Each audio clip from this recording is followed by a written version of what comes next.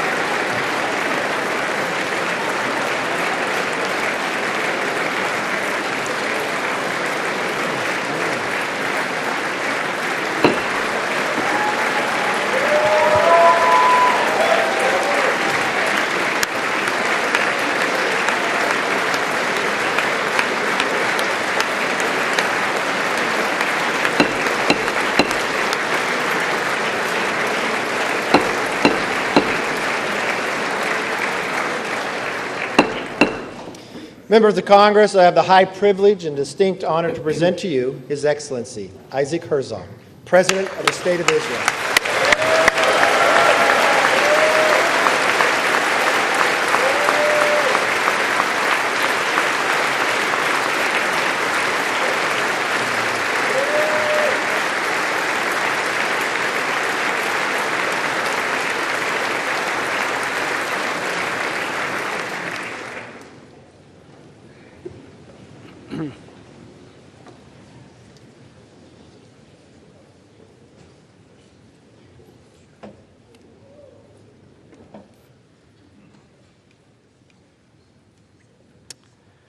Madam Vice President, Mr. Speaker, on November 10th, 1987, I was sitting at home with my wife, Michal, expecting our first child.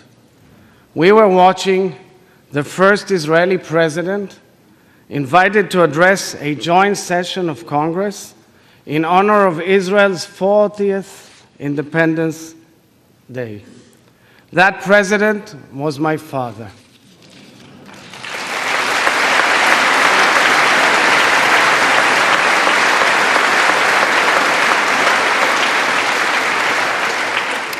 Standing here today, representing the Jewish Democratic State of Israel in its 75th year, at the very podium from which my late father, President Chaim Herzog, spoke is the honor of a lifetime, and I thank you wholeheartedly for it.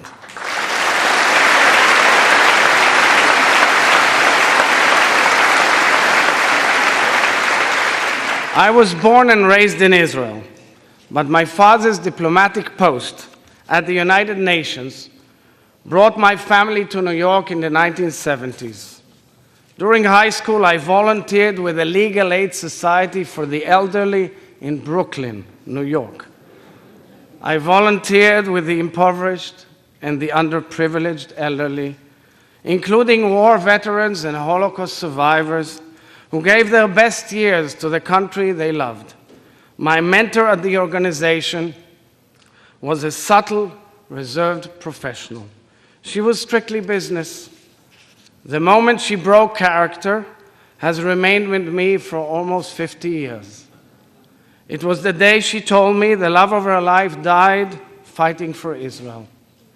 Her fiancé, a tall, bright American Jewish boy, was inspired by the Zionist dream and the Jewish people's desire for independence. He voluntarily boarded a ship to Haifa, fought in the Israeli military, and fell in the battle for Israel's independence just weeks before their wedding. Although decades had gone by and she rebuilt her life, the cracks in her heart remained. That moment in which I learned of the life he gave for the state of Israel spoke to the very core of the bond forged between the people of the United States and the people of Israel. How the nations we built overcame loss. How deeply our stories complement each other's. How far we have all come together. Speaker McCarthy, I thank you for hosting this festive joint session of Congress celebrating the first 75 years of Israel's independence. Just a few weeks ago, during your first trip abroad as Speaker, you honored the Israeli people by addressing the Knesset in Jerusalem, the capital of the State of Israel and the Jewish people. Your sincere expression of friendship on behalf of the United States of America truly resonated with the Israelis. Thank you.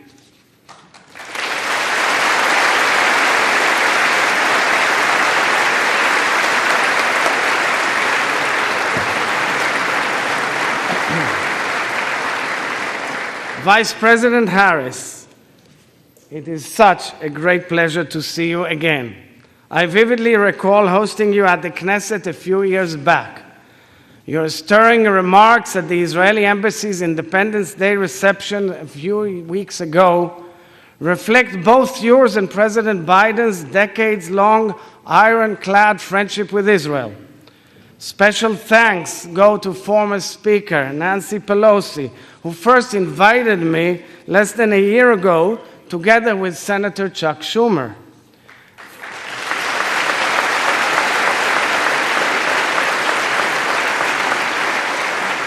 And special thanks to dear friends, Senate Minority Leader Senator Mitch McConnell and House Minority Leader Congressman Hakeem Jeffries for this bipartisan, bicameral invitation. And my thanks also to the distinguished members of the Escort Committee for greeting me so beautifully.